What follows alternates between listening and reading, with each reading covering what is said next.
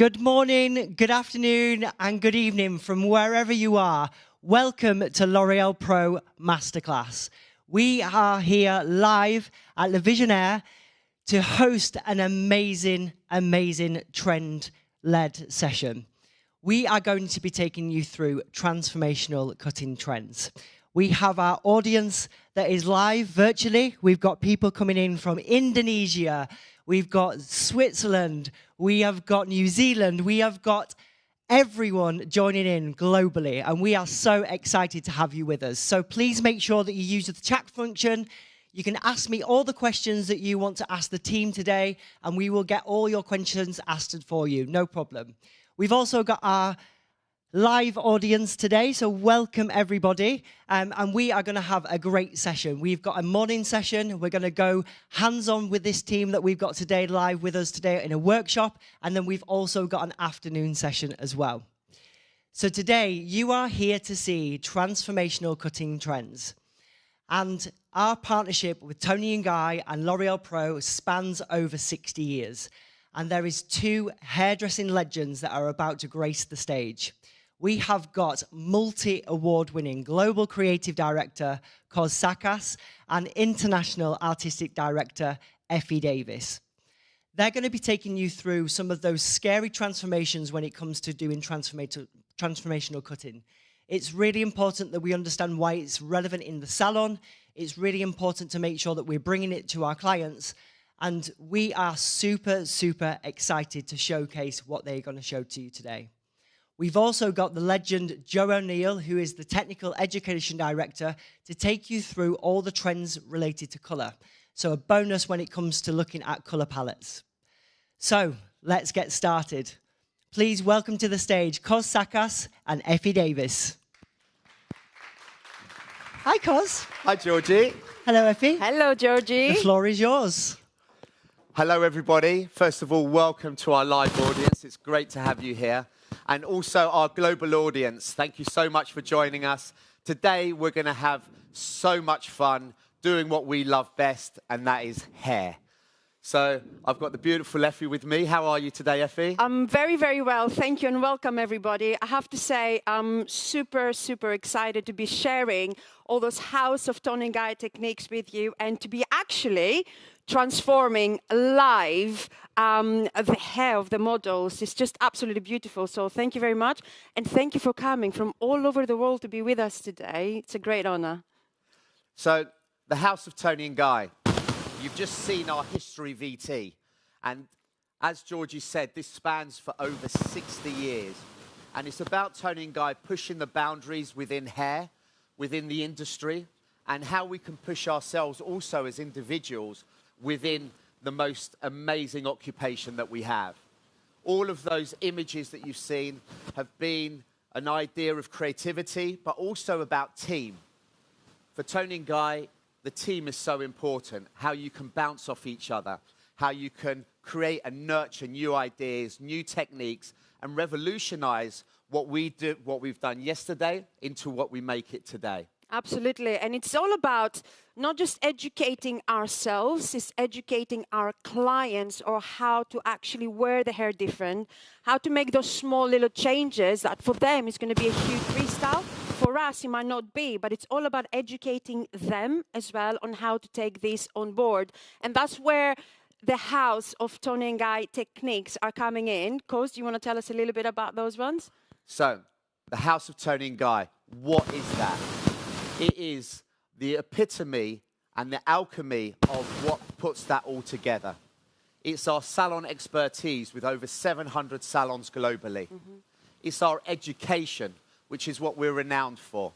And as our founder said, education, education, education is the foundation to our success. And actually, we're in a special place here today at Le Visionaire, the home of L'Oreal. Today is actually our founder, Tony Mascolo's birthday too. So we couldn't have timed this any better. So we've got a double celebration here today. And sharing the heritage as well with Toni and Guy and L'Oreal, of course. Absolutely. After that, education is our heritage, is our passion, and is our expertise that we love to share with our consumer. Now, the House of Tony and Guy is our consumer campaign. It's for our shop salon windows, it's for social media, it's for our advertising. And actually, this is the first time that we are sharing it outside of our own brand. But this is what we love to do, is to share, and this is what we're going to continue doing. Absolutely. So the images that you just saw on the screen, we want those to come to life now with our VT. With all of our images, it's about the total concept. As official sponsors of London Fashion Week, we work directly hand in hand with all of the young up-and-coming British designers as well as the established designers. So it's not just about a cut and a colour, but it's how you fit that into a lifestyle. How do you bring your lifestyle and your personality alive through hair? Absolutely, and it's the great introduction actually of trends, you know. Everyone wants to have this trendy kind of feel. It goes without saying, especially our clients. And with us doing Fashion Week, we do it because we get inspired, and it's very important. We get inspired, and we do not follow the trend. We're actually setting the trends with the designers and with the stylists.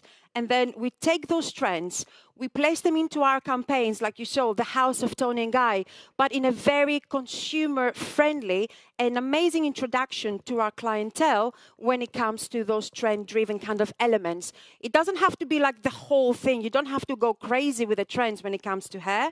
It's all those special elements that you're going to educate and introduce to your client, because to be honest with you, we have to keep it real as well. Or our clientele, especially with the social media and what's happening today, they're fully aware of what's happening within the trends. And it's very important for us to keep educated of what's happening within the trends, what's the next big thing, because even if your client has super long hair, she will come and she will ask what's trendy on long hair. And you know what? This is what we're going to be sharing with you today as well. Absolutely. So let's hit that VT, guys, and we'll see you soon.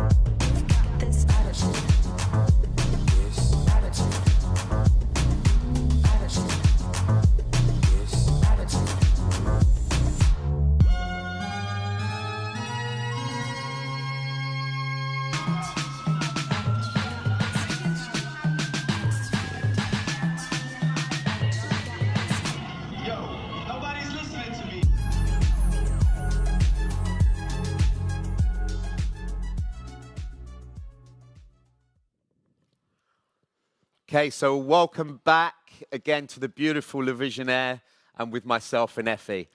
So, as Georgie mentioned earlier, guys that are with us streaming, ask any questions you want. Use the chat box. We're here for you. Georgie's got everybody on tap here.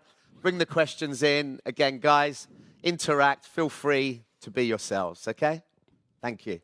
Over to you, Effie. Amazing. So, guys, what are we doing today? So, like we said, it's all about celebrating those beautiful transformations that sometimes clients can find very, very scary. Do we agree on that one? What is very important is like our language and how we actually approach the client, how we talk about it.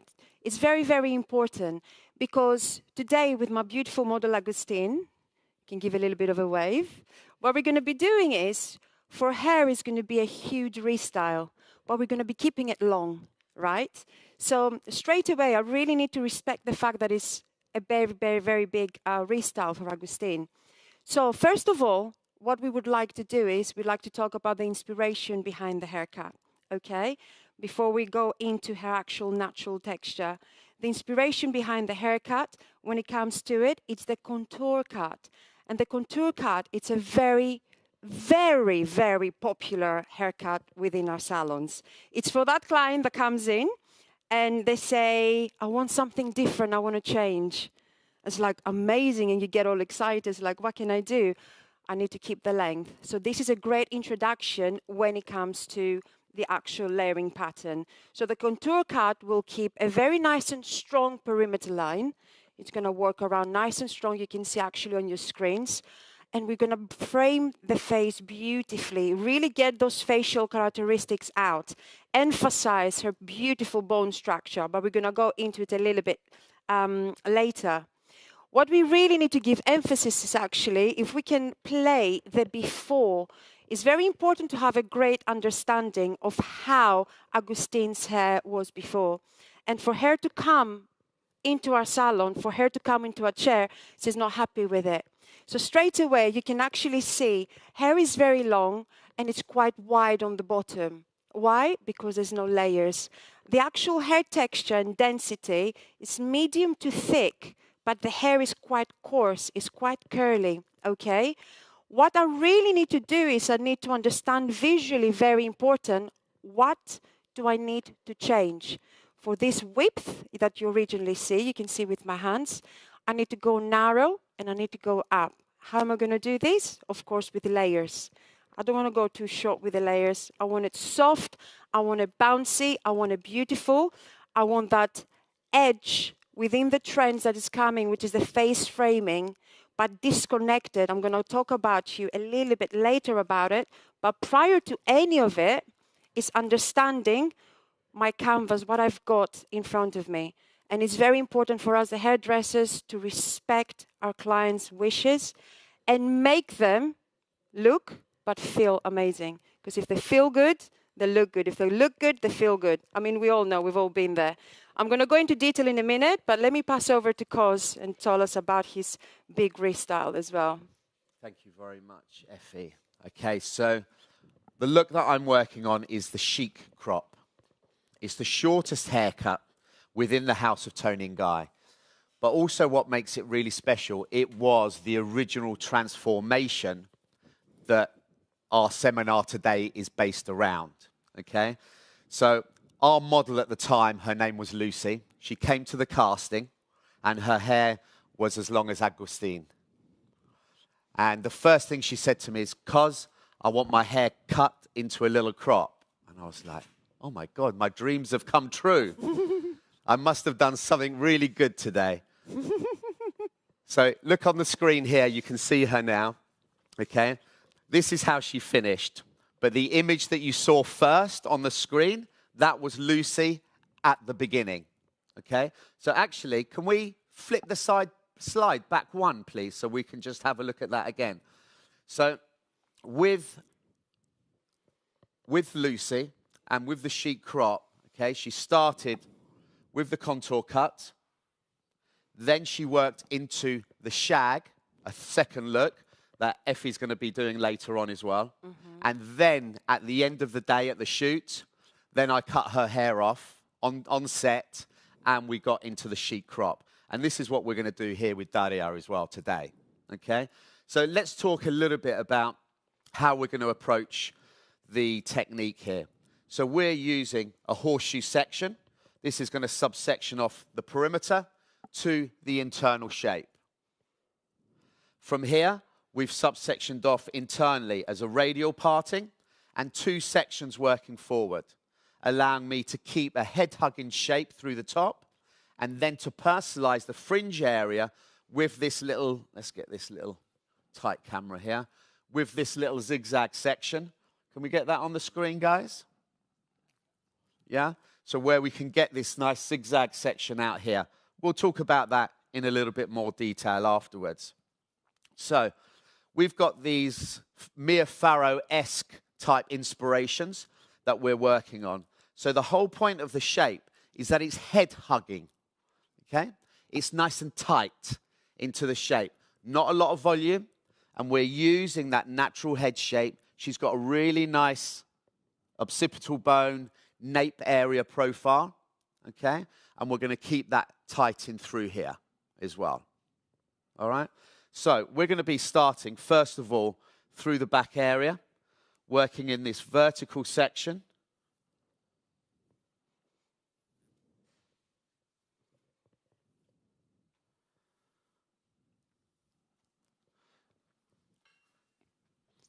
Okay, from here, our elevation is going to be pulled out at 90 degrees, and the shape is going to be cut nice and square.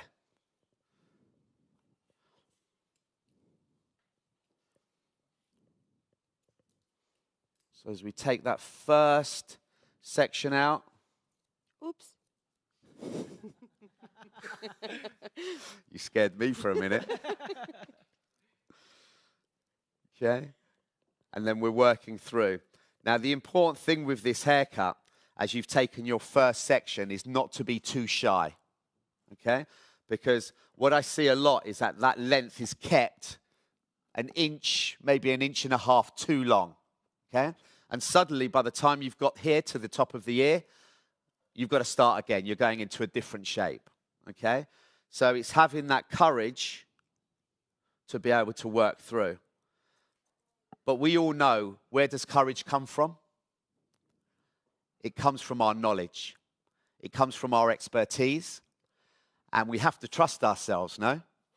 Okay? And when you've got that solid foundation, and this is why we're here today, it's about education. When you've got that knowledge, then you are confident to do anything you like. So let's have a look at that first section there as we drop that down. Okay, so look at that weight line there. It's just sitting, for me, just where I need that to head hug the shape. And then it's just nicely just kicking out for me already. If we look at that profile. Yeah, come round. Where's that camera? Yeah, I want that profile is what I want. There we go. Okay. That's the little length that we want in there. And from here, we can start to work our way around. Now, the important thing as we progress through is that we are distributing from the base. Okay, so there's no over direction in this haircut, okay, because we don't want any weight behind the ear. We just want to keep following that round. As soon as we put weight here, it starts to get too heavy. Okay, that first section, I'm bringing all of the guideline into me. Subsectioning that off there, nice and clean. And there we go. Off we go. Okay, Effie. Perfect timing. So, guys, I'm just going to go back and I'm going to talk you through my sectioning pattern as well. And what's so different about the contour cut? Now, quite important, it's like the secret is on the title, contour cut. What we're doing with the actual length, we are contouring facial characteristics, okay? Suitability is very, very key. The first thing I actually went for, it was with Augustine's beautiful face shape. Slightly on the narrower side, I've decided to actually give a bit more width within the framing of the fringe. And this is the important part, because what we do, each individual hairdresser is very, very important, because every client that comes in, we should tailor to them. We never do the same haircut twice, okay? Every client has different head shape, different face shape, different texture, and what have you. In the same way you would have like a suit jacket or a dress made to your body, that's exactly what we do with the hair. And that's where it comes to mapping out the sections. Now, in her case, and what's very important is we have to maintain the strength around the perimeter. So what I need to do is I need to separate the front and the bottom. So what I did is I put a little bit of Absolute Repair oil, because I'm combing the hair against the natural fall. And the last thing you want to do is keep pulling those long hair, yeah? So oil through the mid-length is absolutely fantastic on wet hair. Separate the front and the back. And you do this with a radial parting. So it's going to be from ear, above the crown in this case, to the opposite side. And I'm working with curly coarse hair, don't forget. Now, at the back, I'm going to be pivoting the sections. And it's quite important to go quite straightforward and quite simple rather than making it too complicated, because it is the straightforward but effective that I'm going to use behind the chair. I'm not going to use a very complicated sectioning pattern, am I, when I've got like 15 clients a day? No. What I want to do is take a profile parting from the center of the forehead all the way to the center of the nape and separate the front and the back with a radial.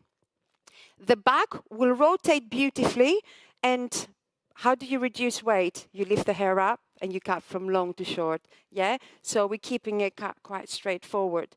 But what I'm doing with the back in this case is I'm going, separating the hair in two. First step is 90 degrees to over direct it, all the way up. So the shortest point is all the way up, short to long, and you point cut beautifully. But then, because I really need to maintain the strength around the perimeter, I drop my elevation a little bit at the back, okay? So when I'm work at the back, I was just in the middle of cutting it, I haven't finished it. I'll go all the way up. You can see now, this will not travel all the way up. I go a little bit lower, and then from there, I can either slice or point cut. Now, when it comes to the actual length on Agustin, we're going to be taking about that much off. So what I'm doing now, I'm taking the length as my guide for my internal layers. What's new about the contour cut is the strength around the perimeter. We found that clients, I don't know if you find this as well, guys, and that's worldwide, we find that clients, they really want to maintain the healthy, strength-looking feel around the perimeter. They want to see their hair, and they don't want that wispy kind of textured feel anymore. They want to feel that they've got plenty of hair. It depends on the market, of course. You know, if you're in the market, for instance, in Asia, when the hair is very, very thick, of course, you're going to go lighter and you're going to texturize a little bit more. But in general, we like that squareness. So separating front and back with the radial, and then simple. Where is the framing is going to be around the face? We're taking a nice curved radial around the face, where this is going to be completely disconnected with the sides. So what you need to think is stronger perimeter, internal layers. With the front, we're not going to layer too much around the front, because we want this beautiful framing to come forward, disconnect it, and really bring the cheekbones out. Suitability is very important, because if you want to add more width to it, you need to add more volume. Okay, and in that case, because we want to actually add more volume, we went a little bit wider with the disconnection. But we're going to go into suitability when it comes to the hair a little bit more in a minute. Okay, so all I'm going to do now, I'm going to carry on pivoting. Very important. Section number 1 in the center, on the base. Pivot, which means the shortest point will rotate in every single section. And this is my guide, because I can easily go scissor happy. Not me, everybody, right? So from here, pivot, pivot. And number 2 on the base. Number 3 and number 4 will travel on number 2. Why? Because the emphasis is keeping the strength around the perimeter. The hairline goes higher. I've got less hair there, so by making the last 2 sections travel further back, I maintain the strength. So I'm not going to have a wispy corner. I'm going to have a nice and strong corner. So little things like that. Sometimes we even forget to check the hairline of the client, because clients, some of them have one side a little bit higher than the other, but we do tend to notice on shorter haircuts that Koz is doing, or on gents a lot, the difference between the hair growth and the hairline. So I'm going to wet the hair down, very important. I'm going to carry on with my pivoting sections. That's looking incredible already, Koz. Very nice, very nice. And take it away. Thanks, Effie. Okay, so there's one thing that you notice as I'm working through, is that I'm constantly checking my work. okay? Because I like to be instantly reactive to it getting longer, me missing the guideline. I don't do, let me do a side and then check it, yeah? Because you're wasting time and you're not really also looking at the shape. You know, I love to put my hands into it. I love to look at that shape. I love with my client, especially on something like this. I know we've got no mirror today, Daria, but, you know, I love to straight away show my client, look, this is where we are, you know? And I think that's really important. And sometimes in today's hairdressing, our communication is not as strong as it should be, yeah? It's almost the client and then me, and I'll show you at the end. No, but it's about bringing that client into your journey, you know, making that an experience for them. The client experience, for me, is the key part to how we keep a really fun and interactive clientele. Because the journey through that salon is important from the moment they walk in to the moment they walk out. But when they're in your chair, it's about that entertainment as well. You know, and it's not about silly conversations about holidays, etc. But it's the conversations on how we look after our hair, why our hair, the tips and tricks between our hair, the products that we're going to use, the journey that you're going to take them on. So by the time my client leaves, they already know what we're going to be doing next. Okay? So they've already got it in their head. When they're rebooking, they've got, okay, so Cos said to me, we're going to do this bit next. Okay, I'm excited for that. I'm looking forward to the next appointment, you know? And that's the way I like to communicate with my clients. So as we've worked around,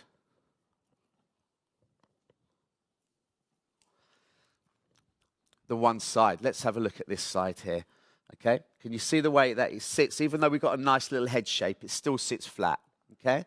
As we're working around, I'm right-handed. I'm working through with my fingers pointing that ceiling. My body positioning is in front of that section. As I come round to the other side, my fingers are now flipping and swapping through here. Why?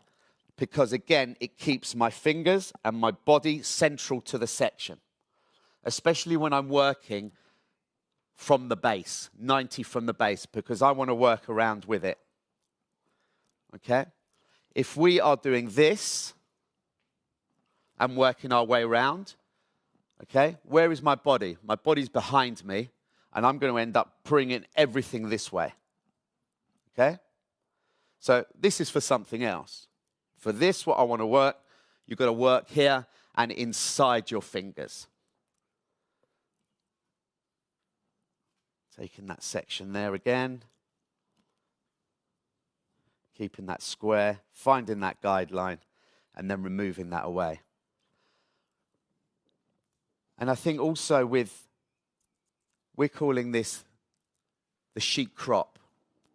Now, if we called it the textured crop, okay, then maybe I would be working in and point cutting the shape, giving it a little bit more separation into the haircut. But I want to keep that really nice, strong, almost like head-hugging shape, and that's why I want to keep blunt cutting as well, okay? So as I look at that now, already what I'm doing, it's longer on this side. Why? Because my body's too far, one section back. I need to bring my body back round, work that through. There's my guideline. I find that again and work that correction.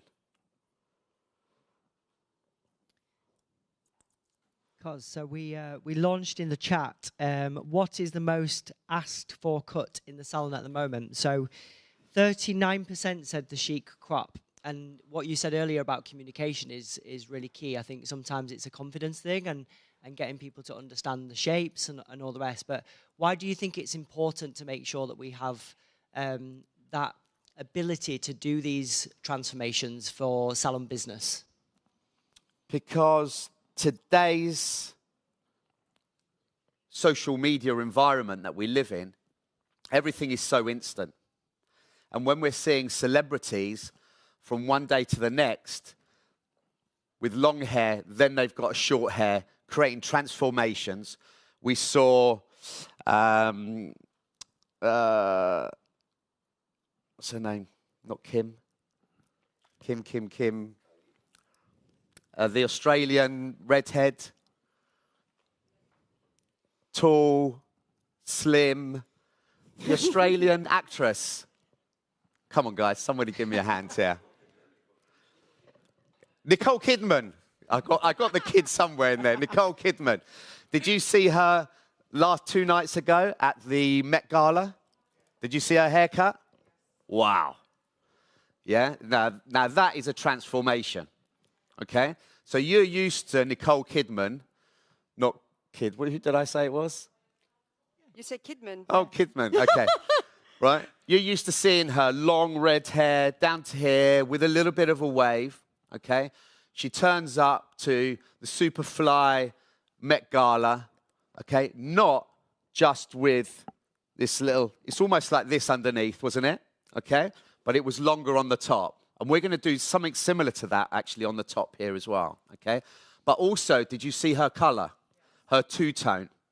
Yeah? Dark underneath, blonde through the top, all brought back with a little quiff down here. But you know what was beautiful? Not the back of my head, but the way that that blonde just seamlessly shattered through that back.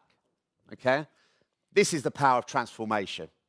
Okay? When you see somebody like that, and millions of people saw that, what are you thinking now? I'm going to come and see you, you know, and you've seen it, and we all saw it, and you're going, yes, there's my client. But also, there's a client that trusts you to come to you for that. Do you not agree? Mm-hmm. Yeah? So there's my point. That's, I think, a really important part of what we do. But also, it's really important that we are observing this. You know, when there are celebrity events, when there's Fashion Week events, is that we're using our social media platform for knowledge. Yeah? Let's be aware as hairdressers who's doing what. Because imagine if that client walked in and said to you, did you see Nicole Kidman last night? And you said no. You're going to be like, okay, see you. Mm-hmm. I'm gone. Yeah, definitely. No? Definitely, because there is a very nice, healthy pressure to us to keep ourselves motivated, inspired, but to carry on our research. Because if our clients have access to it, we should be able to actually, you know, attend and give that to them. And when it comes to these transformations as well, yes, it's trend-driven, of course, what you see on campaigns, what you see with celebrities, what have you. But I find for women as well, it's such a personal journey to actually go through the restyle as well. Because something happened in your life, for instance, or you're celebrating something, your confidence is up straight away, you want that change, something. So it's very, very important to have that communication with our clients as well, and really just take that, celebrate it, and really push them. And we do find most of the times that we do suggest changes on the client, because when the client comes in, you see them as like, oh, I would love to do that on her. I'd love to do that on him, right? We do that all the time. But what happens is keep suggesting. They might say no. It's fine. But the day they're going to say yes, they're going to come to you, and they're not going to go to another hairdresser for a change because I've been doing the same thing all the time. So it's little things like that. So how... Keep suggesting. Keep suggesting. Yeah, exactly. And this is how you build trust. This is how you build rapport. This is how you show your client that you care about the way they look. And I'm sorry, if I trust somebody with the way I look, ooh, amazing, I'm theirs forever. And this is why it's so special, the actual relationship we have with our clients. Yeah, so it's up to you. Push for that change as well. Effie, I've got also a question. Well, I've got a question for both of you, actually. So we've had a question in the chat from Chris from Japan. And he said, how would you work on thicker textures of hair when it comes to these transformations, particularly working with a razor cut or working with razor? What are your suggestions when working with razors? We had a great conversation about razor cutting yesterday, didn't we, Effie? Yeah, absolutely. It's complete. It will give you a complete different kind of like texture within the feel. What I love about razor is you remove the weight, you add the texture as you're cutting. But when it comes to thicker and coarser hair as well, it's very important to measure the density of the hair. Take the weight out first where you need to, and that's how you map actually the panels. You might have to adjust, maybe put some disconnections within the hair to have the overall look that you desire. But in order for you to do that, if you follow it classically, it might give you a completely different result. And that's where your experience and that's where your advanced cutting and actually sectioning pattern comes in. So you tailor absolutely everything, especially to the texture. But when it comes to the razor, I love working with it. When I wouldn't do it on textured hair. I wouldn't use it on curly, maybe coarse hair either, because I find sometimes, I don't know if you find like on straight hair, on medium hair, on wavy hair is fantastic. But I find because when you work with a razor, like it or not, you do disturb a little bit the cuticle of the hair. It will expand a tiny bit, and that's what gives you the beautiful movement and the texture that moves around. So it's very important not to do it on coarse hair, on curly hair either, because you might go, whoop. That's all. Yeah. What do you think? I think also with the razor, the most important thing for me, firstly, is you do it on wet hair. Always. It's quite painful if you don't, right? Absolutely. And also, I would work a cutting lotion into the hair too. Something like a leave-in conditioner or a really light blowout spray, okay? Something, again, just to let that blade just slide through the hair. And for me, also is one blade, one haircut. Never two haircuts in a blade. You're all agreeing with me as well. So we're all saying the same thing, isn't it? Thank you for your question, Chris. Arigato gozaimasu, Chris. So, moving now to the actual front panels. What I want to show you is that I've completed the back. And through my fingers, I went down to the natural fall and I blank cut this. I'm going to go over and I'm going to recheck it later because I just took some hair from the front. What I do have though is these two panels here. It's only two sections. My aim is to keep the strength automatically over direct. And to be honest with you, I'm not trying to reinvent the wheel by like layering long hair. But what I'm doing is I'm completely adapting it and I'm tailoring it to Agustin. And this is where the difference is, okay? So with diagonal forward sections, you add to the guide behind, as you can see. So 90 degrees to over directed. So if I stand here, you always split the hair into, because ideally what you want to do is the width of the actual section, it must be same with your index. Otherwise you over direct in, you push the hair in, correct? So this is your first check. Now I'm right-handed, okay? And something that Koz mentioned earlier as well, and something that is very positioned and something that we kind of like forget now and again, it's our body position. Now, what do I mean? When you're fully booked in the salon, you just stand on one side and you layer the whole thing. And we've seen it, it happens. It's very important for us to keep reminding ourselves, change your body position. You should always face your guide. So when I was cutting at the back, I'm facing my guide and I'm 90 degrees to over directed. I'm facing my guide. If I pivot, my body pivots with the section. If I over direct, I stop.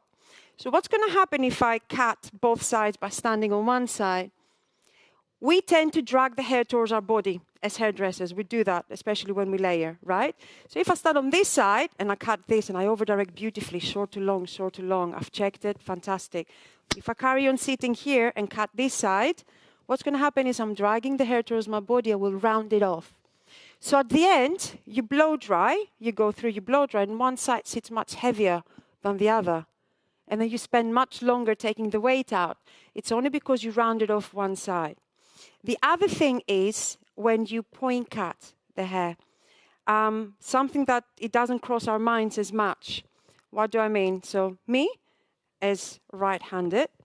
90 degrees to over-directed. I'm facing my guide, just standing back all the way. Check my elbow, nice and up. If I drop my elbow, I will round it off again. Little things like that that you can just keep training yourself, which is great, but it takes a work to just retrain yourself, especially if you have old habits. You need to come up with the new habits. But watch my point cutting, okay? Sometimes you find that if you're right-handed, your left side, it's heavier. Yeah? That's because when you point cut from right, you go like this. When you point cut on your right, you go deeper. Automatically, your point cutting technique will take much more weight on the right side. So what's very important is you need to remind yourself to place your blades with the same angle you did on one side to the opposite. So instead of doing this, because you're right-handed and you're working away, yeah, just go whoop, lift that elbow and go from the back into the front. And this way, the amount of weight you're going to take is going to be nice and even. And if you do keep an eye on this, automatically, you saved 5 minutes at the end when you personalize. I'm going to take my second one, bring it back, do exactly the same, check my balance, and then I'm going to come back and meet you when we frame the face. Okay? Kostas? Thank you, Effie. Okay, I stopped here because we're here for the transformation masterclass. So it's not just about cutting it and finishing it, okay? But why? So when you're doing your consultation, you are understanding your client's lifestyle needs, yeah? Their morning routine, their work routine, their day off routine, their evening routine, they're going on a date routine, first date, maybe Second date. 20 years married date, it's all the same, okay? But, so, with Daria here, this is why I stopped, because I wanted you to see the difference between the two. So can we get a head-on camera, please, to Daria? Which one shall I go to? There we go. Perfect. Okay? So, if we, first of all, okay, hair texture, fine to medium, okay?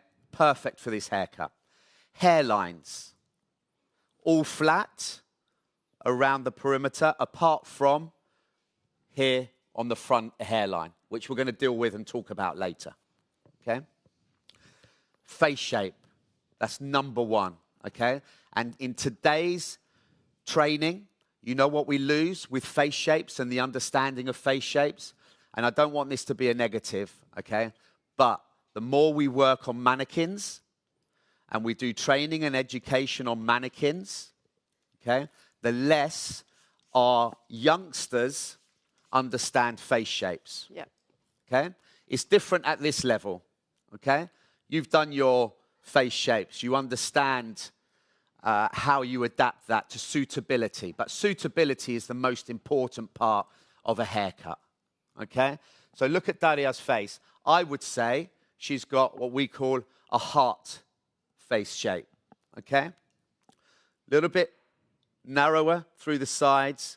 It pops out here on the cheekbones and then tucks back in into a little heart. Hopefully we've got a little bit of love today for Daria. A lot of love. Okay. But can you see where this is perfect? Because what we're doing is we're opening out her cheekbone. Yeah? So when you look at this side to this side, suddenly what pops out is the cheekbone. Now, when we look on a profile, also look at the shape of Daria's face. Okay? It comes and it drops into this beautiful, delicate point. Yeah? She doesn't come down square and then square away. Okay? So again, what we've got to do is we don't have to hide this. We can leave this because it's soft and it's feminine. Yeah? So we can leave that and expose that. Okay? Here, we're covering it all. We're covering that beautiful, soft, delicate jawline. We're covering up the cheekbone area. Okay? So what have we got? We've got Daria, but without personality, okay? Because we're talking about fashion. For me, the most important fashion accessory is your hair, because it's the one that you can't take off, but you can still change it. Your handbag, put it in the cupboard. The shoes, change them, etc., etc. This stays. Okay, you can wear it on the face, off the face, tuck it, do whatever you want, but it stays with you. So this is why suitability for me is key and is the number one. Okay, so from here, I'm going to continue now nice and square, working forward, and I'll come back when we're in the side. Just before we leave you, Cos, Yes. we've had a question from Georgia, and she's asked, would you use a different way to cut the back if someone had very curly hair for the chic crop cut? I actually wouldn't, because if the hair is curly, what I don't want it to do is I don't want it to go big. Yeah? So I will still cut it square, and if anything, I will pop the perimeter out, okay? And work slightly short to long and increase in that length, okay? So then that will make sure the nape area here gets tucked in and worked in. What I definitely wouldn't do is do that, yeah? Because obviously you know that's going to stack out. So I would, same section pattern, and work that in. The only thing maybe I would change with the section is make it just a little bit higher, okay? Through the curvature of the head. Perfect. And that's going to help you just to round it off, yeah? Okay. Hope that answered it for you, Georgia.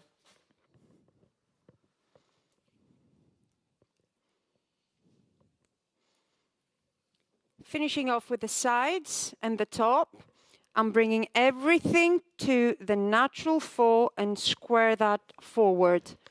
The same way I've squared the back, I'm squaring the front. So when she wears her hair forward, we've got that nice square feel. Oh, wow.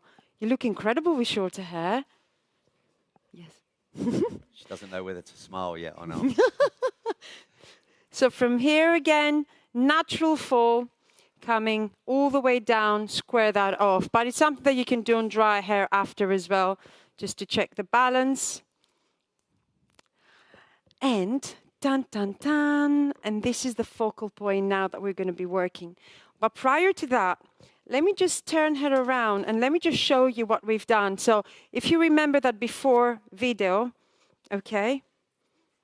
If you remember that before video, that a lot of volume and a lot of width coming all the way around, we got all this volume now, nice and flat. We reduced and we actually elevated the internal layers. Now, what's your guide for the layers when it comes to long hair?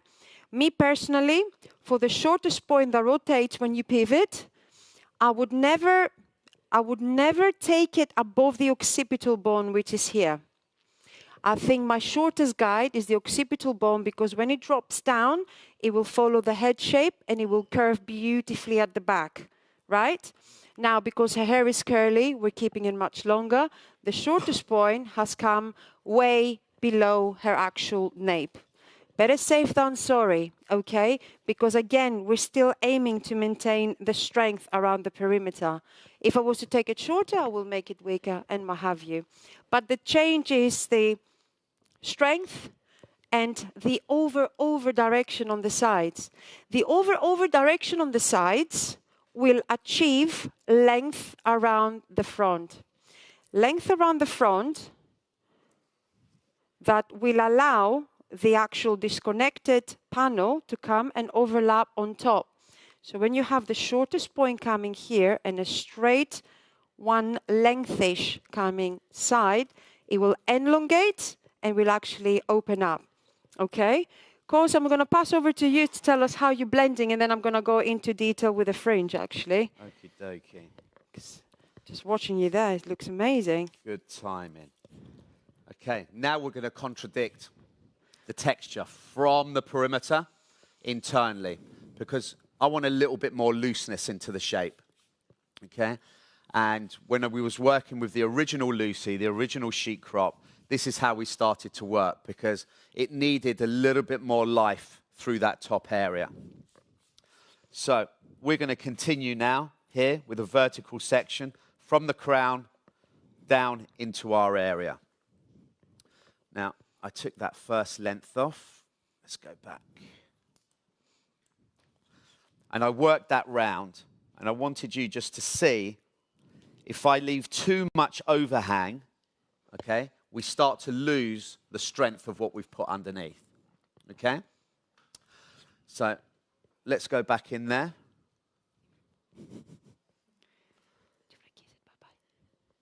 Elevate through. And the point cutting wants to be nice and deep with a very slight diagonal, okay? So we can lose length and we can keep weight. As I come round now, what I need to do is work more at 90 degrees to blend that shape into the underneath. But there will be, if we have a look at that guide, there will be a natural disconnection.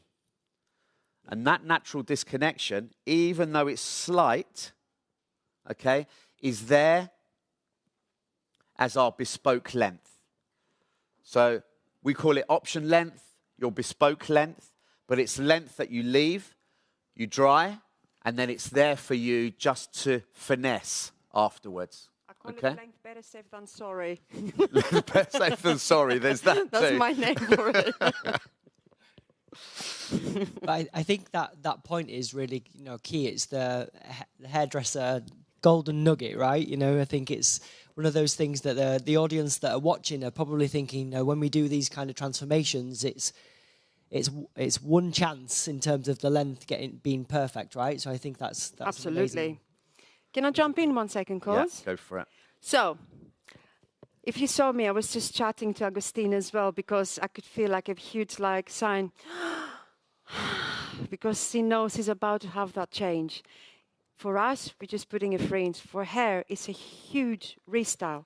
Even if you keep a one-length haircut and you frame that, that's a huge restyle, okay? And it's very important for us to be a bit more sympathetic when it comes to it, right?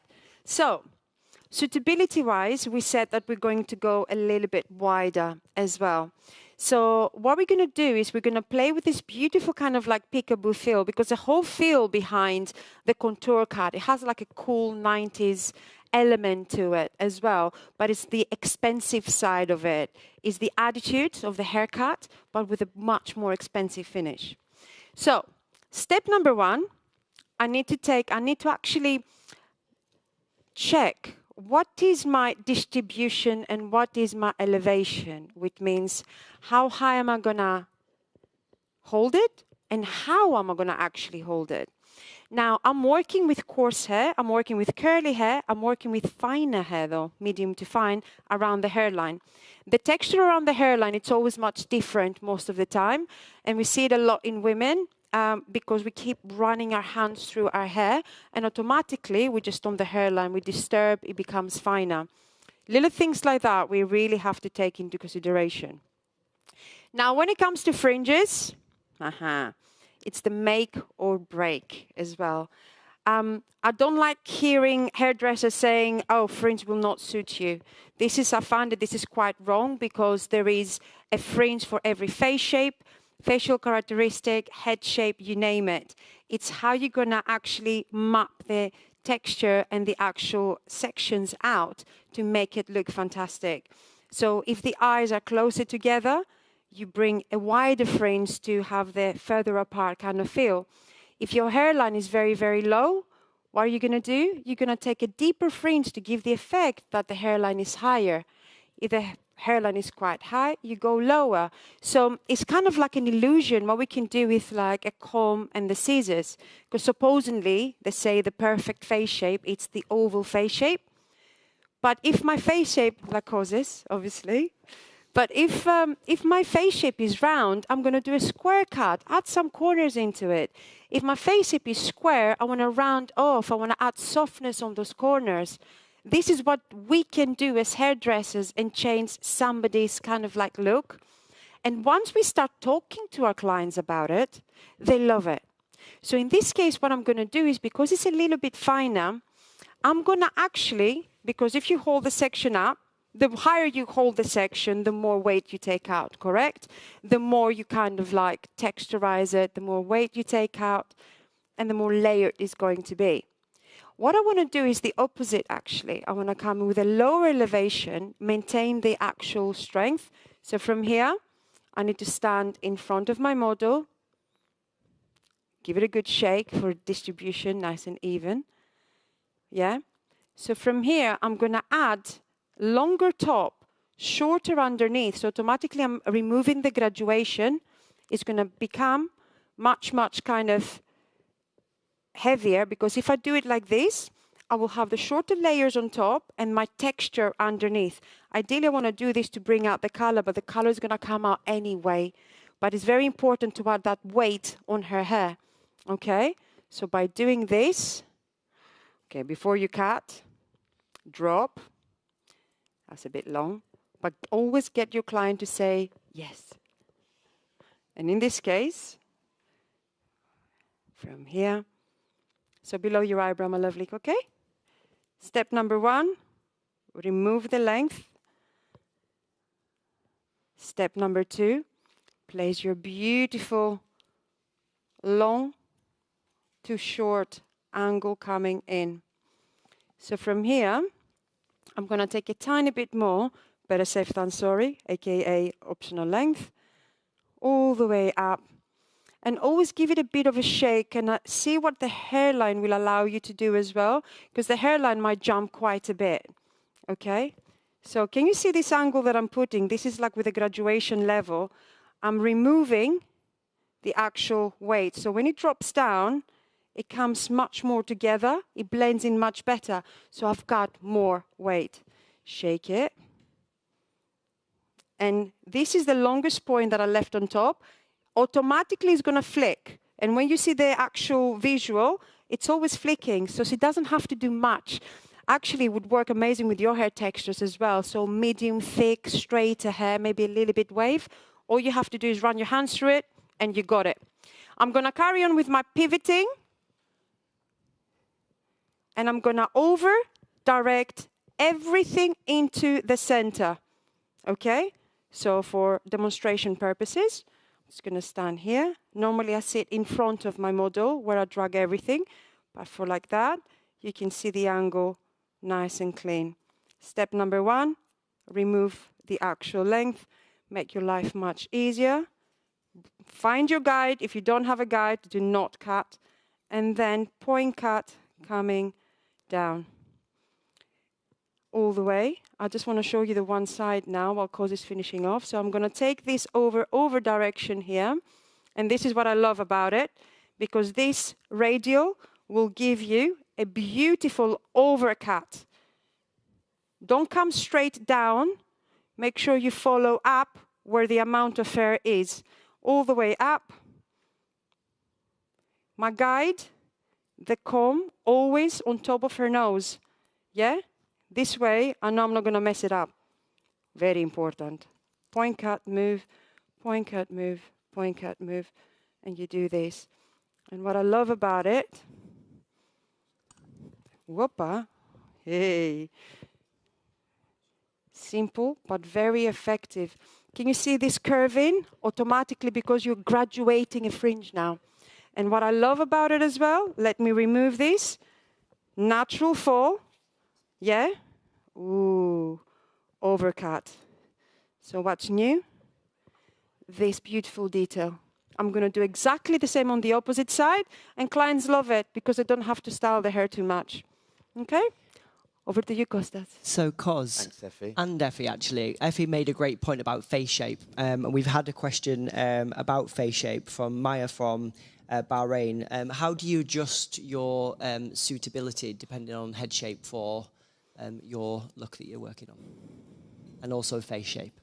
So if you're looking at someone's face shape, how would you adjust the sectioning, and also how you would approach cutting it? Okay. So one of the pieces, as I was talking about, just with the jawline, okay? If you're doing a short crop, okay, is I would actually keep it a little even flatter through the top if we had a stronger jawline through here, okay? And I would extend this softness slightly, okay? So it just counterbalances the shape through there. If you've got a really small head shape, I would go super tight. Also, I think with this haircut, it's all about the fringe as well.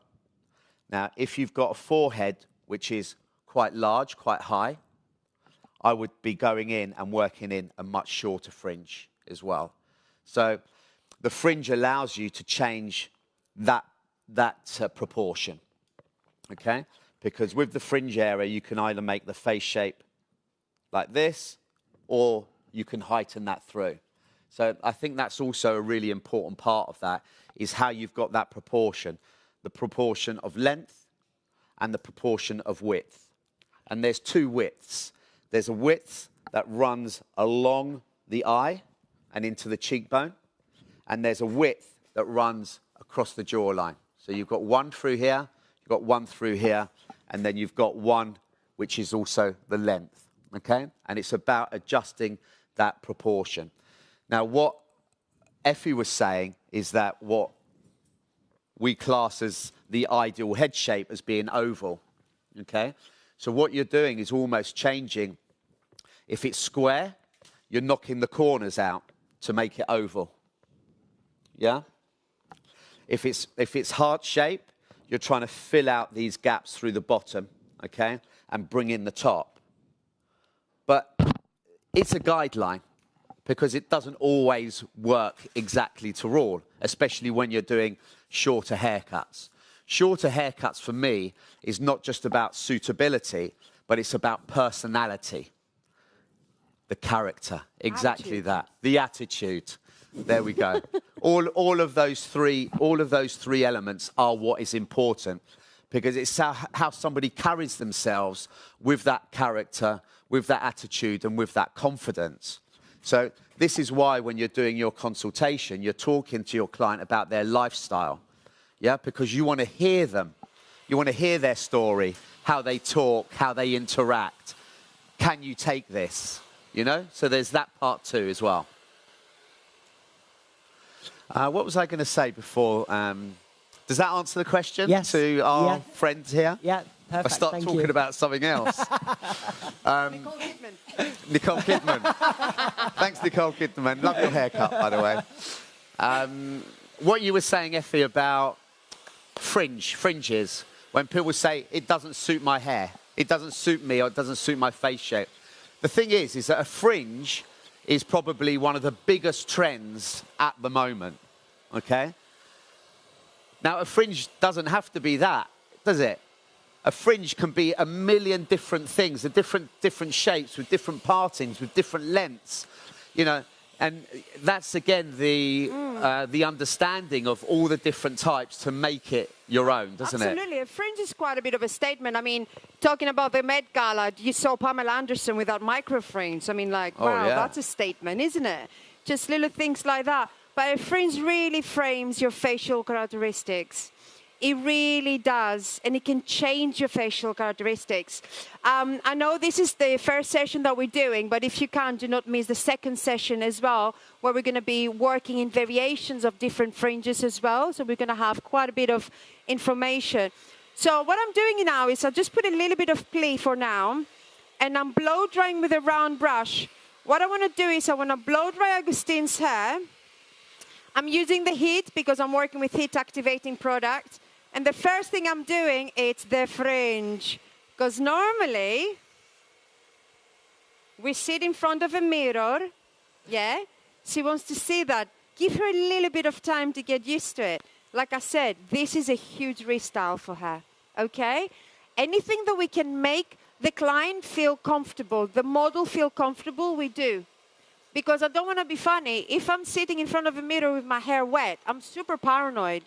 Because I don't look great, do I? With my hair like all the way, maybe some makeup running down from the back, like little things like that. So it's very important to make our client feel fantastic and comfortable. It's the little things, no? And I'm sure you all do it in the salon here with the right audience, obviously. All over the world, you do exactly the same with your clients, because it's all about building that trust, building that rapport. So round brush, blow dry. I'm going to smooth. I'm going to strengthen the perimeter. And then I'm going to wave it. I'm giving a lot of volume on purpose. I love a big round brush blow dry. I think we all do, no? And especially the ones that they last for like a couple of days. So heating up my brush, putting quite a bit of tension and really go bigger because it will drop in a little while. So always go bigger. You know it's going to drop a little bit. I'm going to go into detail with the styling because I want to share with you a beautiful waving technique, okay? Effie, we've had another question for you. So we've asked, we've had a question from Anto about if we cut the fringe shorter, what kind of considerations do we need to look into in terms of the factors with the whole haircut? Oh, so many factors, and it depends the fringe that you're going to cut. The hairline, the hair growth. So if you have a stubborn, hair growth or a hairline, for instance, I remember when I was little, like they kept saying to me, I can't have a fringe because I have a lovely cow's leg. Of course you can have a fringe. All you have to do is make the section heavier so it sits flatter. Little things like that. So suitability-wise, when it comes to your eyes, your nose, your cheekbones, your face shape, this is what you need to identify first, and then you pick your technique. And the techniques are endless. But it's that attention to detail before with your client and that measuring, your artistry that you're doing with your scissors and your comb, and that's where the emphasis goes in. Amazing. She looks amazing on the screen, Effie. Yeah, it does, yeah. Thank you. Color is gorgeous. We're going to have the incredible Joanne O'Neill talking about it a bit later. But it's so important for the cut and the color to marry together, to really work together. Respect one another. Technicians and cutters work together for the best result ever. She looks different with a little bit of a franja, eh? Yeah, she looks amazing. Ooh la la.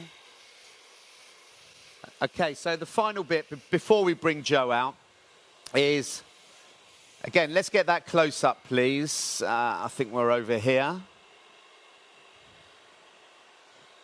Want to go there?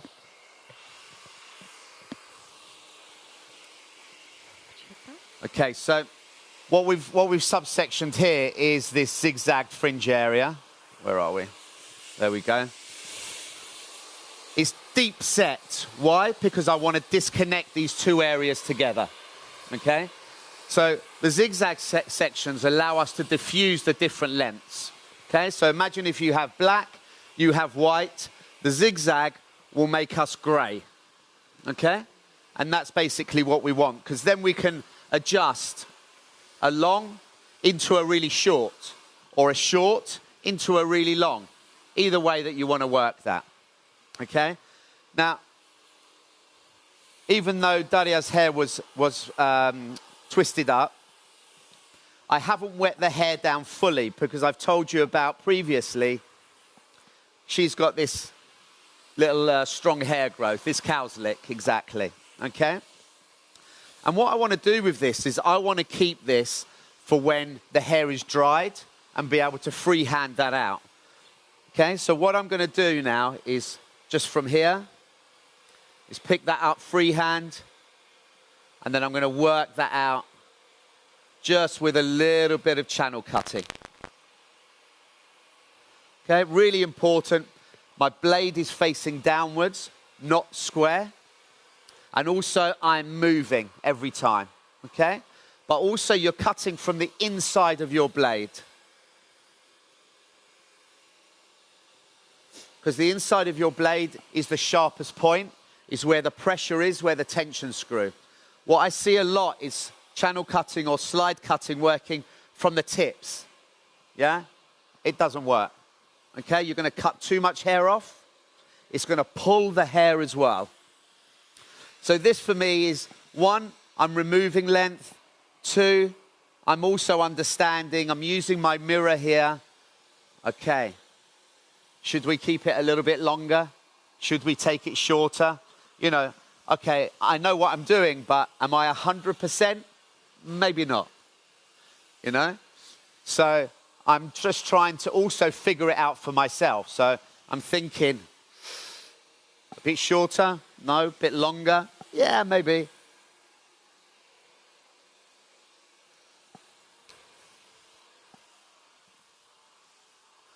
We're definitely going to take it shorter anyway. 100%. But it's good to know beforehand, isn't it? Better safe than sorry. Better safe than sorry. Okay, but I think at this point, it's also a really good idea that we bring Joe out, because we can see now the colour starting to come alive now through this fringe area. But before we do that, let's just push the rest of the shape forward and start to see how this is fallen here. Yeah, let's get that close up. Can we get that close up, guys? Not this one, that one. Yeah, there we go. Actually, look at that though as well. Beautiful.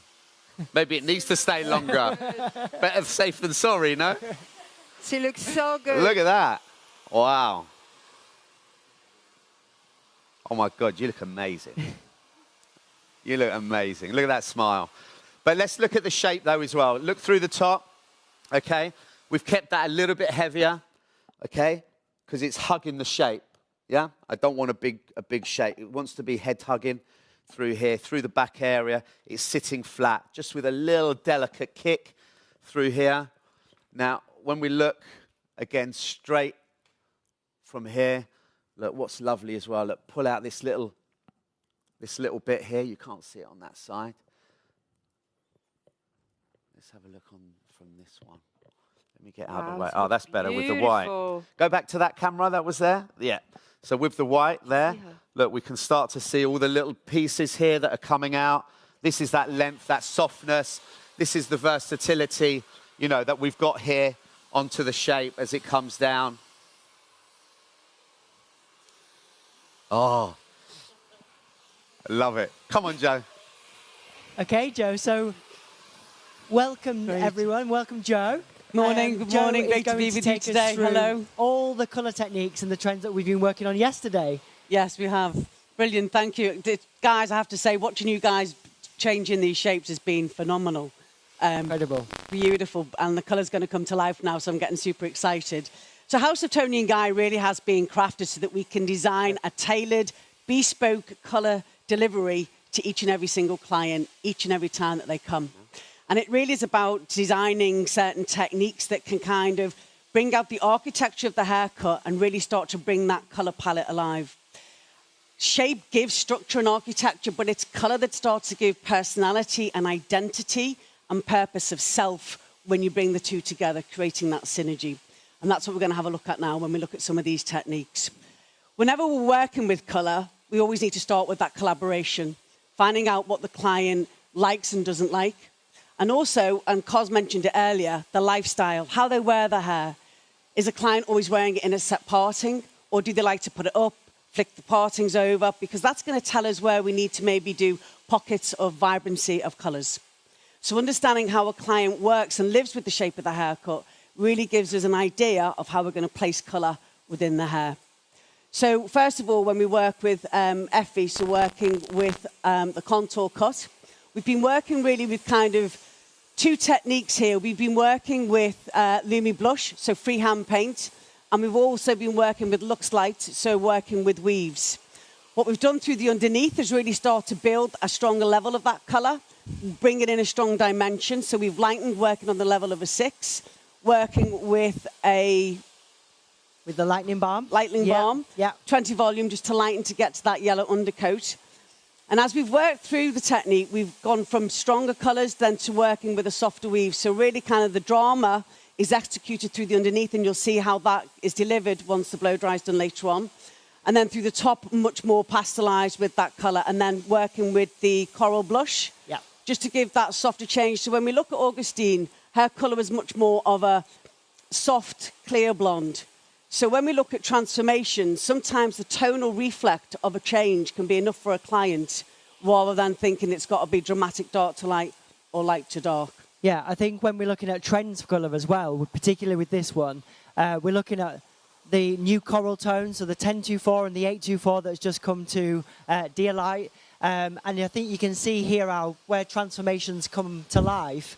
If there's transformation in cut, it's about making sure that that's harmonious, right? Yeah, as I say, it's not always about, it could be maybe taking someone from a 6 or a 7 weave to suddenly doing a microlight. That is already the dimension of the application of the colour. That is already one change. The soft tonal change, that's another. If you combine the two together for a client, changing the weave and the tone, as subtle as it might be to a client's eye, that's enough of a change. So it's not about the dramaticness of it. It's about it just being alternative to what the client is used to.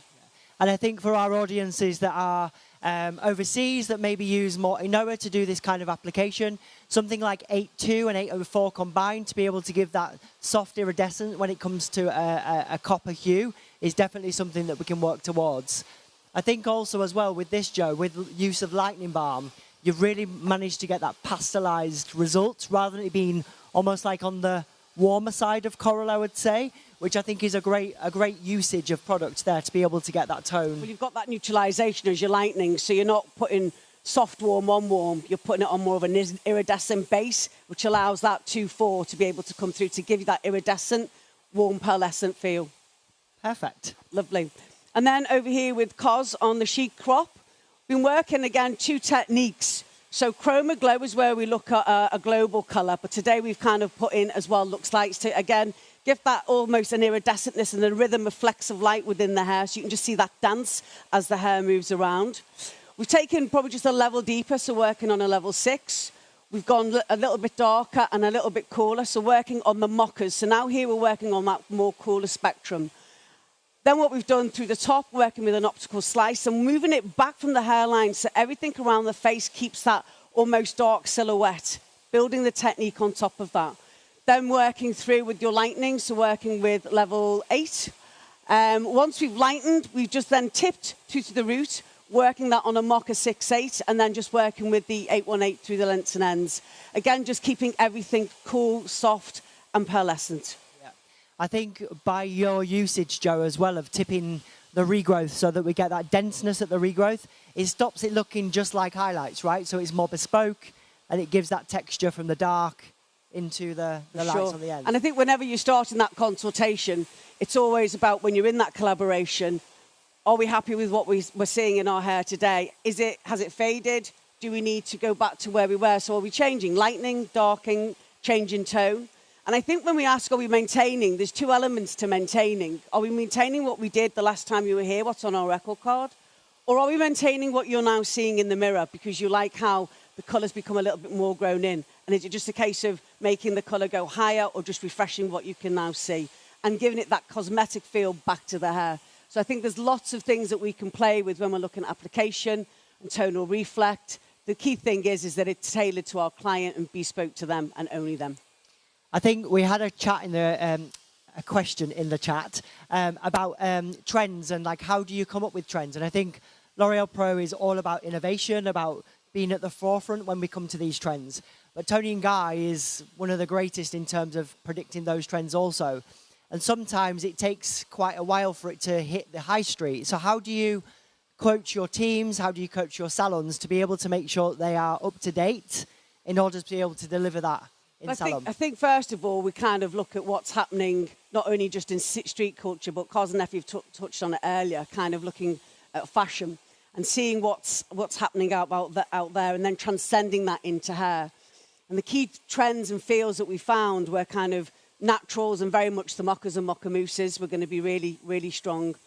But then having that array for your clients, you've got clients that want louder or poppier colour, so we're looking at vibrant tones. And then you've got clients that want to have that lighter base or pockets of lightness, either highlights or freehand painting. And then they want it more pastelised. So your key elements there are more naturals, pastels or vibrance. And all those trends can be intermixed to be able to give that tailored experience to your client. For us at Toni and Guy, we have a great learning hub, which travels all over the world. So anything that's new for us goes straight onto the screen. We'll do live workshops, we'll do kind of seminars that we're doing now today to make sure that all that is transcended and people come to the academy and we go out to the salons. So everybody's in the loop as we move forward. It's transcended all over the world. Education, education, education. Is key. Amazing. So Joe's going to be back with us also as well this afternoon on 2 extra models that we're going to showcase for you. But thank you very much, Joe. Thank you. See you later, you. guys. Enjoy the rest of your seminar. Thank you, Jojo. Thank you, Joe.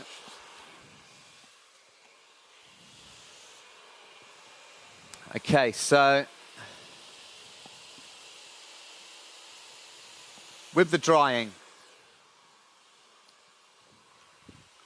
I just used a small little cushion brush, yeah? Because it allows me to wrap dry.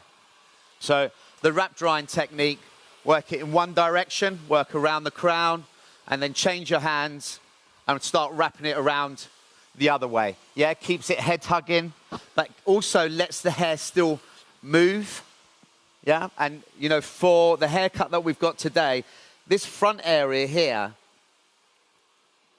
I want Daria to be able to move that too. Okay? So the product that we used a little bit of the Flex Ply into here, so it just gives us that little bit of texture that I need, that gives me that little bit of hold, and that's all I want from in there. The rest of it, I just want it to sit, and I want it to sit and feel free. So I'm going to continue now as well, just with a little bit of this manual slide cutting just over the surface. But what I do need to be careful internally is the color is predominantly through the top part of the head, okay? So what I don't want to do now is slice the color away and leave the darkness underneath, okay? To do that either. Does she not want me to do that? Okay, so where I'm working from is predominantly through these side areas. So now I'm going to work in with just a little bit more parallel point cutting. Can you see the disconnection, though, that we've got here? Oh, let me move out of the way. There, we can see that. Okay, there's the disconnection. And also, look at the strength underneath in terms of the technique, and then look at the softness over the top. It's about that contradiction between the two that allows this to work. Very little just through that top section. Parallel point cutting through there, leaving the top.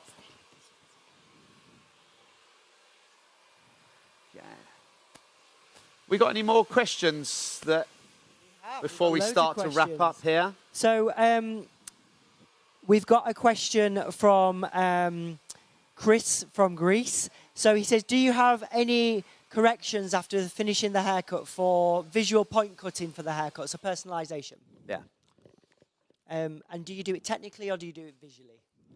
So, hello, Chris from Greece. Yasu Christo. Yasu Christo Diganis. So the Japanese question, the Japanese Chris is actually Greece Chris. I just got his country wrong. Okay. Fair enough. Love you, Georgie. So exactly what I'm explaining and what I'm doing now, okay, is what's important is that we're looking at the shape, what needs adjusting. So what I see a lot, okay, you finish your haircut and you start texturizing from back all the way to the front, do the same on the other side. Okay, we finished. Well, that's not personalizing, yeah? That's just redoing the haircut that you've just done, okay? And I see a lot of that because, you know, there's the conversation. Technique, then personalizing. And they think they're missing personalizing with texturizing. It's not the same thing, okay? So, you know, what I'm looking at now is face shape points. So the cheekbone area here, I want to keep that softer and lighter. Okay, you can see that extra length I've got over there. So I'm going to shorten that and I'm going to soften that area. Okay, great. This little bit that flicks out. Is it perfect in that? No, it's not. But it's the imperfection that makes the perfection. Yeah? You know, and it's all of these little bits, one bit, not this bit, that's definitely coming off, but this little bit, this little bit, that little bit. It's the personality of it, yeah? It's the little tick that makes everybody themselves. What's your tick, Effie? To be honest with you, it's exactly what you said. It's all about really, I identifying the personality of your clientele and then like really personalizing, but it's very important knowing when to stop as well, because, you know, we do tend to go a little bit happy with the scissors. The one tip that I would definitely say, and just, it is when you actually personalize a shape, so slightly longer here, when you personalize a shape, it's very important. You spend so long being very technical and taking your elevation distribution exactly the same. Don't go in and start slice cutting and start chopping everything off, because you lose your shape. Place your blades parallel into the hair to maintain the shape you just cut, yeah? But very importantly, take the weight out at the same time. Now, these longer bits is from my over direction that I did earlier. My over direction was done 90 to over directed coming to the side. Now I'm bringing them straight out. So that's why I'm seeing this kind of like longer bits there. But I want those. The big mistake would be if I start slicing into it as well. So a little bit of deep parallel point cutting.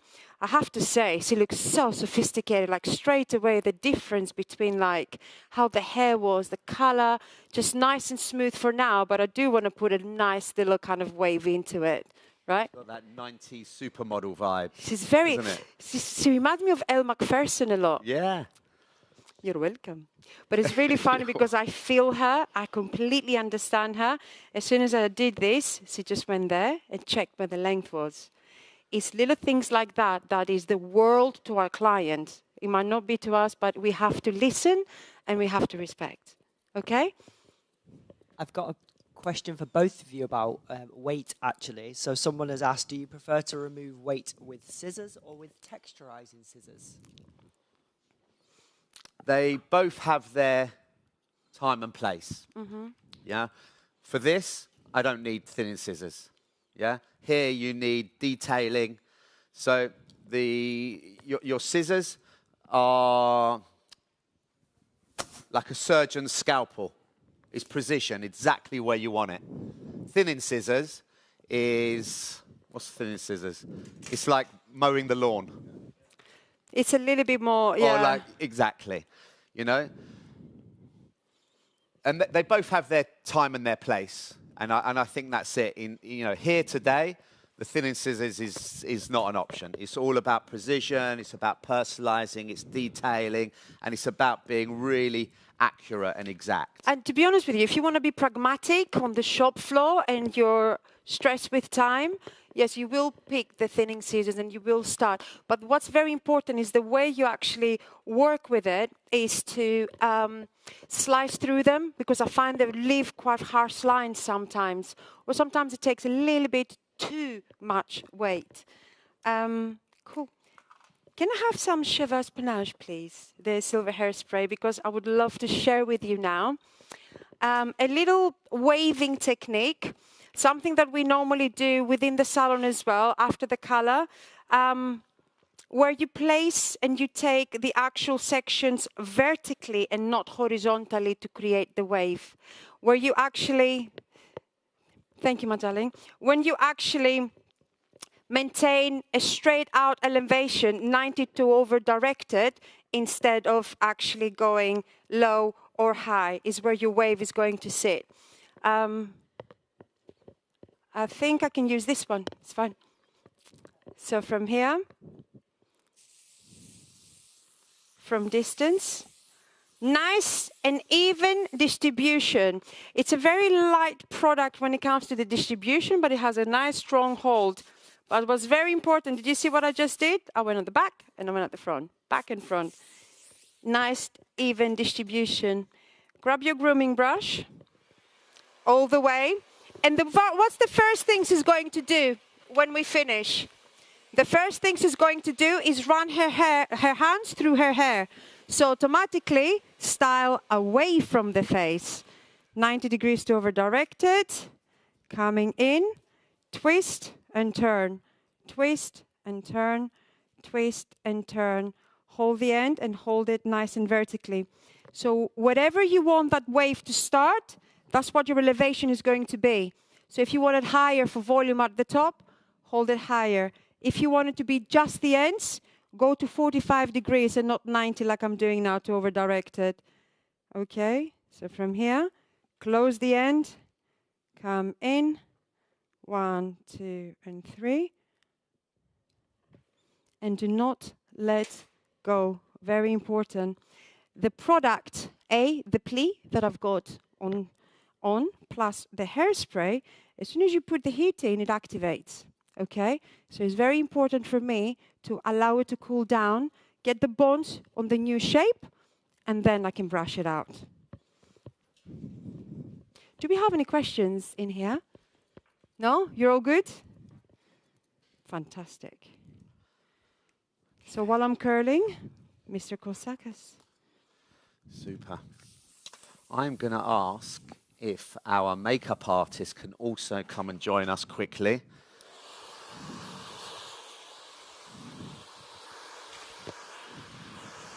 She's around. Makeup artist is on his way.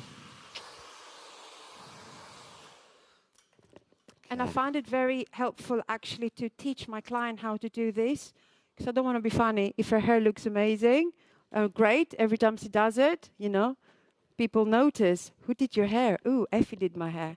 And that's how you grow a clientele as well. It's just a part of the business as well. Your client is your walking advertisement. Never forget that. The more they know and the more they can do with it, the better.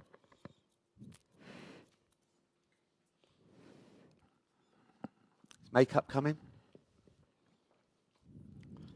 Hold this, my lovely. What do you think, guys? Stunning. Any questions?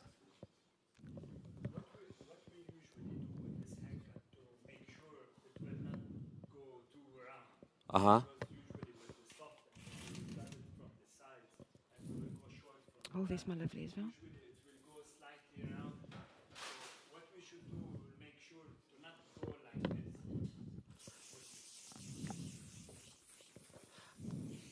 Again, the important thing is, yeah, you can just clean her up for me, thank you. The important thing is that, one, is that squareness that you've got here. And then through the top, you've either got to go short and round, okay? Or leave that extra little bit of length, the weight, for it to sit over the top, yeah? So this is what I've done, is I've kept that weight to keep that flatter. Absolutely. Exactly, yeah? But it was heavy, you know, to be able to do that. Now, if you actually see, you can see on my Instagram page, okay? Lucy, that model, now. So I keep cutting her hair. She calls me when she wants her next haircut. She comes to the academy, to our London Academy in New Oxford Street, and I cut it. So now I've gone shorter. So the original image to where it is now, she also loves it flat. So for me to keep it flat, but bring out that texture, is I've had to go quite short. So round, connected from the sides, connected, round, round, and round. Yeah? And kept that in tighter here. But if you leave it in between and connect it square, as soon as you keep that corner, it's that corner that's going to make it go zoop, like this. Just get rid of that corner. Sometimes it's quite easier and more straightforward if you actually disconnect the top and the bottom as well, no? Yeah. Just this if it's like completely disconnected. To avoid the width. Exactly.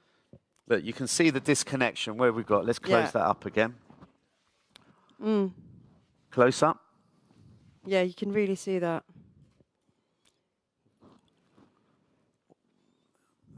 This way. Look at that disconnection there. Yeah? And then when you come to the sides, Still there. it's less and softer. Yeah? because we've got another question on this side. Yes. So we were just asking about the top of the hair when you come to do the personalising and the elevation and execution. Yeah. Would you change anything about how you've worked on curly hair? Yeah. Again, I think the important thing is that I would take that short.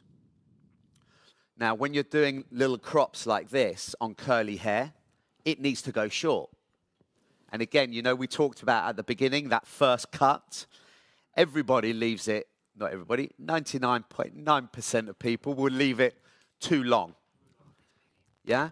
So with a curly haircut like this, it's got to be quite short, you know? And also round here, because if you think that curl, you can't have two of them, yeah? If you've got three of them, it's definitely too long. Two of them, yes. So, yeah.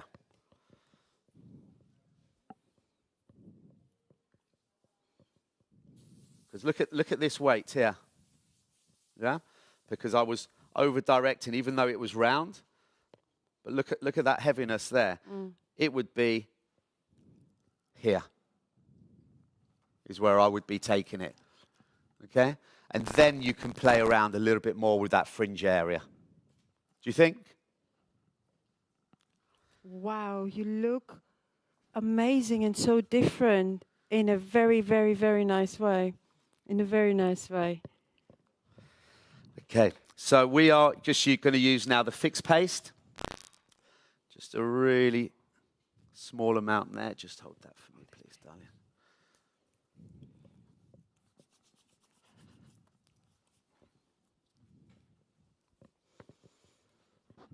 Just want to get that separation, bring that color separation out, bring that texture out. But again, it's not a textured haircut, yeah? So even though I work that product in, I'm still going to go back over, put the comb in it, and I'm going to drop that out. So a question for both of you that just come in is, how would you manipulate your product choice for thicker, wavy Asian hair type? So, Well, to be honest with you, when it comes to your product choice, for me, cutting lotion is very, very important. Now, something that we do tend to forget is when we cut the hair is wet, the elasticity of the hair is higher. So on your consultation, when you see that the hair is wavy, when you see that the hair is frizzy, what do you want to do? If they hear that the hair is curly, automatically the hair is thirsty. You need to use a moisturizing, exactly. And while you're stretching and you actually make that elasticity a little bit higher, you do want that moisture injection into the hair. Because on curly hair, if you think about it, what's going to happen is it's going to stretch and it's going to freeze. So when you actually do that, it's very important to choose the right product according to the texture when it comes to as you're cutting lotion from wet to dry. And at the end, whatever is going to actually give you help, yeah, to achieve your finished look. If you want it shiny, you use shine. If you want it glossy, you use the gloss. If you want it dried and texture, you use the cheveux penaz, like little things like that. So yeah, always down to the finished outcome, but above all, natural texture and what your aim is. so it's how you're preparing the hair, isn't it, Effie? Absolutely. You know, and I think more so as we've seen curly hair individuals embracing their curls, what has come on the back of that? It's products. Yeah. Isn't moisture, moisture. It's products.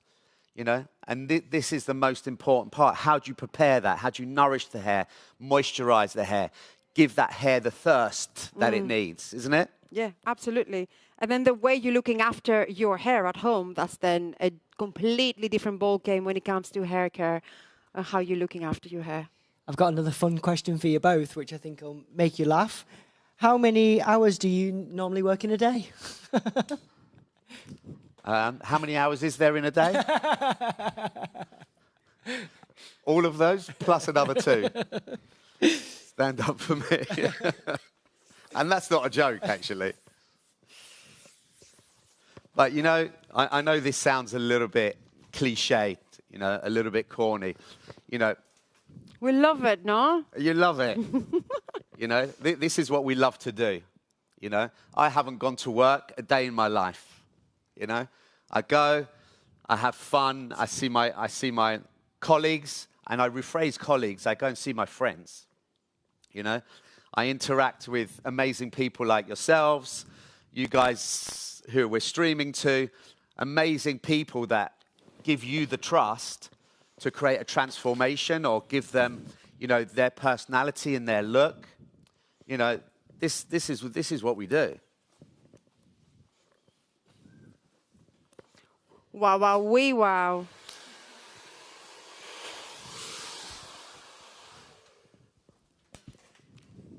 Okay, let's have a look at you on the screen here. Just waiting for it to cool down. I want to keep that flatter. Thank you.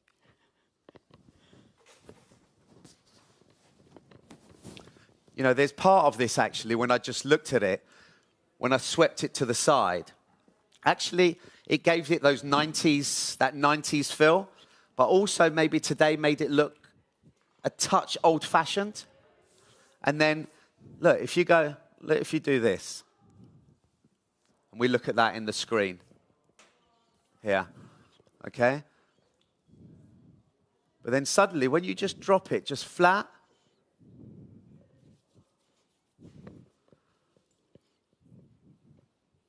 suddenly it just makes it a little bit more modern. It's amazing what that to that does, doesn't it? You know, and the thing is, you know, when a client talks about, oh, the fringe is in my eyes. Well, excuse me, you've just walked in with 5-inch heels on. Yeah? Down the cobbled street like this, and you're telling me that your fringe is now uncomfortable for you. You know, let's get our priorities straight, you know? Do you want to look good? Do you want to look good or do you want to be comfortable? You know? Put your head back, my love. Okay, here's Daria. Here's the textured crop, guys. I hope you like it.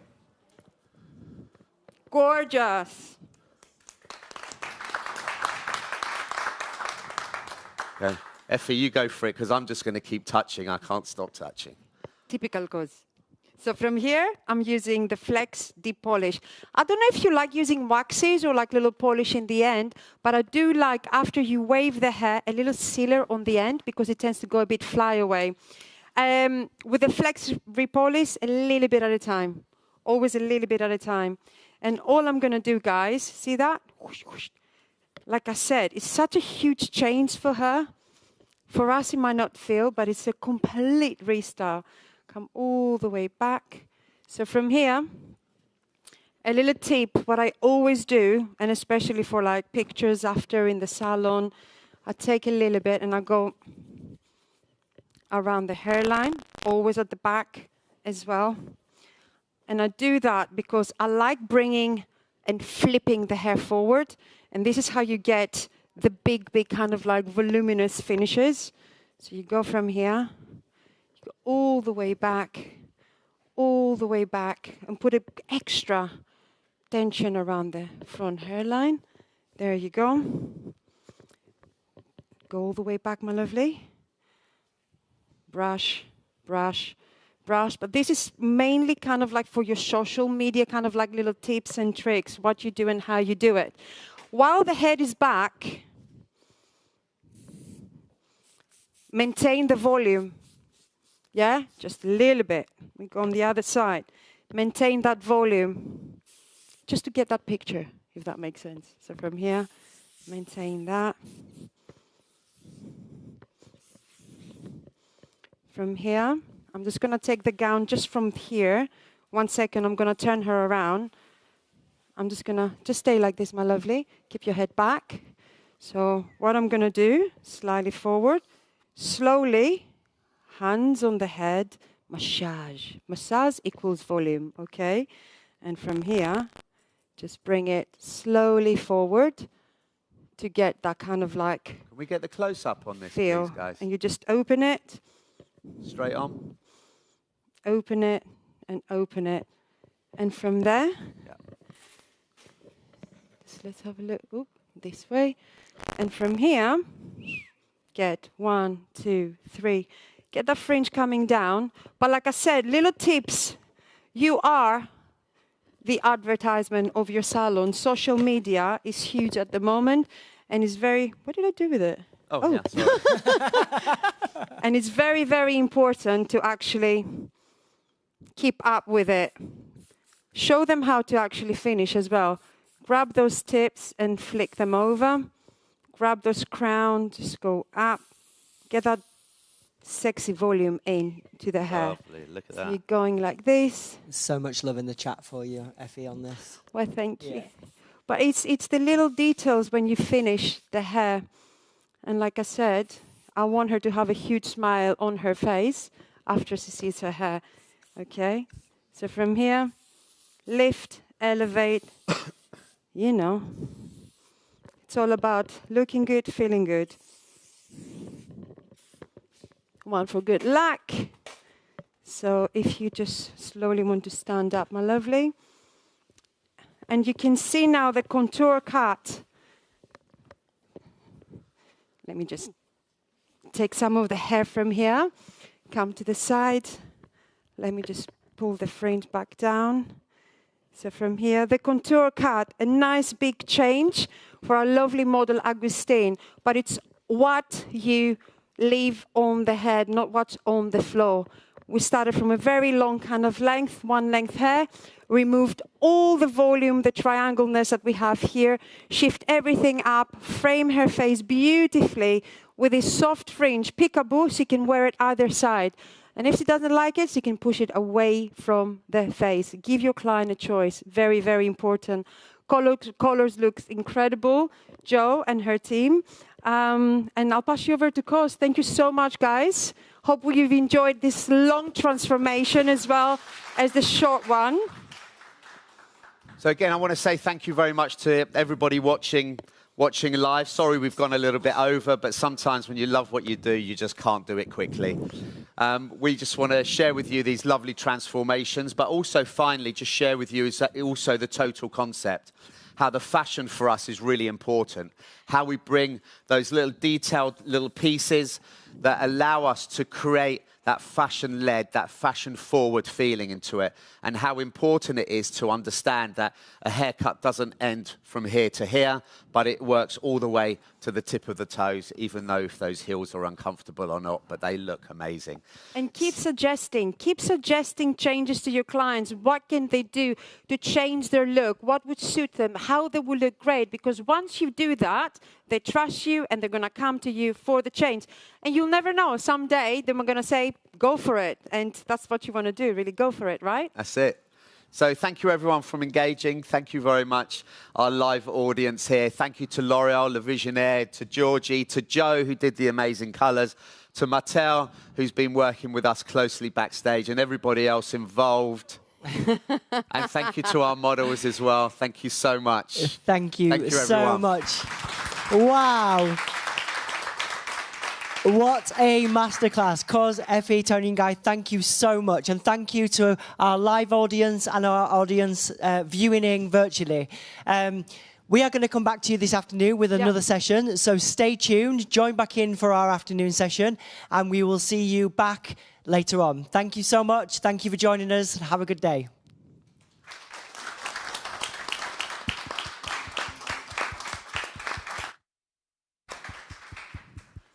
You enjoy it?